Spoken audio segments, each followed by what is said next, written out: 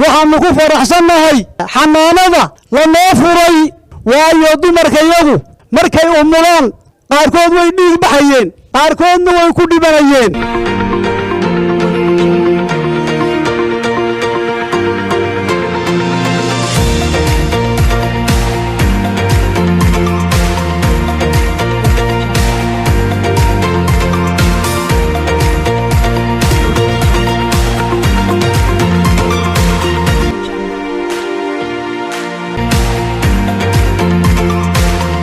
waxaanu ka soo bilownay tuulada Laaca oo aanu ka soo furnay rugtii koobaad ee caafimaadka waxaanu ku xigsiinay tuulada Boqor waxaanu ku soo xigsiinay tuulada Carro Guduudan haddana waxaynu joognaa tuuladii Odax afarta rugood waa afar rugood oo caafimaad oo isu mid ah oo isku dhismaa isku qalaba isku adeega waxay ku biirayaan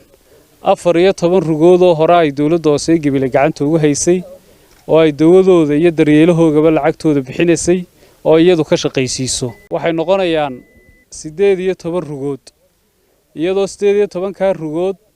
ay noo qorshaysan tahay sanadkan inay 3 kamidii MCH u dalacaan xidhinta iyo taysa iyo caada runtii waa waxay noo soo kordhay marka loo eego baahideenana de fari kama qodna dadkeen waa dad deegaana oo ballaaran ilaa 110 tuulo guud ahaan gobolka ku yaala tuulo walba waxay u baahan tahay caafimaad iyo waxbarasho waxaynu haynaana waa kooban yahay hase yeeshee haddaynu dadaallo waxaynu rajaynaynaa inaynu meel walba gaarsiino marka annaga ka maamul ahaan siyaasadda iyadu waxa weeye runtii inaanu caafimaadka iyo waxbarashada iyo biyaha iyo baahiyaha aasaasiga runtii awoodda saarno siyaasaddaasay daba socotaa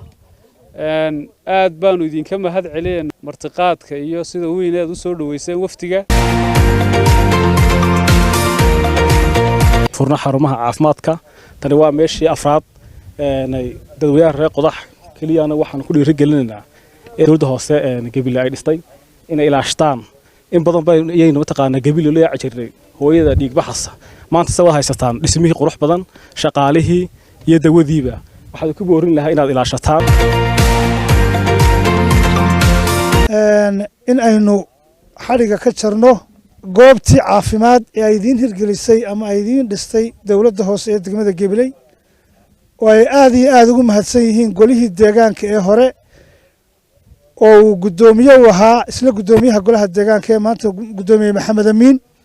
ma ahayn halkan oo kaliya halkan la afar baanu maanta xariga ka soo jaray oo kamid ahaa waxqabadkoodii hore inta sida uu maayarku idin sheegay oo ku biiraya kuwii hore ay gacanta ku haysay degmada Gabiley maanta halkan waxa inoo farxada inaynu xariga ka jarnay afar helbooson maanta xil xariga ka jarnay waxa ilaahay mahadiya hawsha waxa hirgeliyay gudoomiyaha golaha deegaanka degmada Gabiley Maxamed Amiin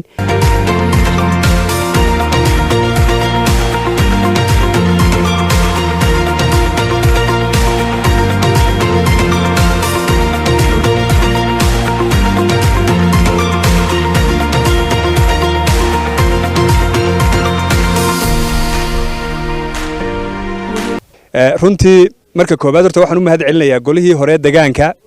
ee uu hogaaminayay meey gudoomiyaha iyagu Maxamed Amiin Cumar Cabdi horumarkan ay ka sameeyeen deegaankan waxaanu ka soo bilownay Laaca halkaas oo xariga ka soo jirnay goob caafimaad Healthy Bows waxaanu nimid tuulada lafta Boqorka oo iyadana xariga ka soo jirnay waxaanu tagnay iyadana Carro Guduudan oo iyadana xariga ka soo jirnay tii afraad ee marnaa waatan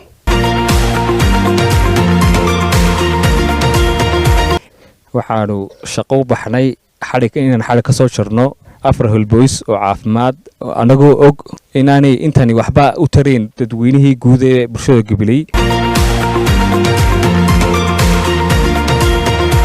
xariga ka jirno afar helboys oo ugu dambeysay tan qodax ku rajo weynahay ka gol deegaan ahaan inaanu caafimaadka iyo waxbarashada aad uga shaqeyno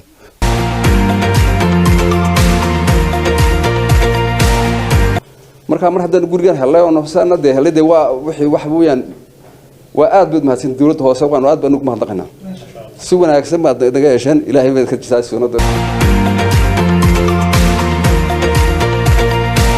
maanta waxaa xadhigga laga jaray xanaanada carra guduudan qaynaa dawladda hoose ee Gabiley ee MCH ka noo samaysay intii u horeysay ee wax loo qabtay ee golihii hore wax u qabto ee uu gudoomiyaha Maxamed Amiin Cumar Cabdi uu hogaaminayay oo kow ka ahaa waxyaabihii ay qabteen iyaad nasiib u yeelateen helbooska waxaan aad iyo aad ugu mahad celinayaa arrintaas oo culays badan oo annagan haystay ahayd maamulka golaha deegaanka ee uu kow ka yahay Maxamed Amiin si uga soo jawaabeen aad iyo aad baan uga mahad celinayaa waxaan leeyahay waxaad haysataa dad hiila oo ugu horeeya maayirka magaalada Maxamed Amiin Cumar Cabdi oo maanta xadhiga ka jarayna hel boosta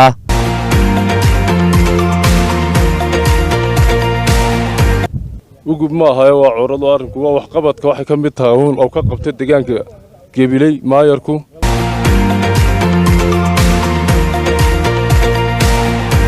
waxaan ku soo dhaweynaynaa boqor oo maanta ay nooga furayaan rugtii caafimaadka ay noo fureen oo dawladda hoose ay noo samaysay mahad ilaahay baa iska leh waxaana mahad leh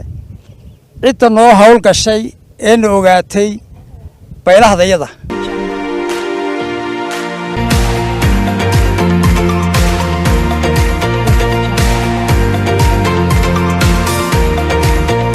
waxa weeyaan health booska uu yeelan doonto deegaanka carro guduudan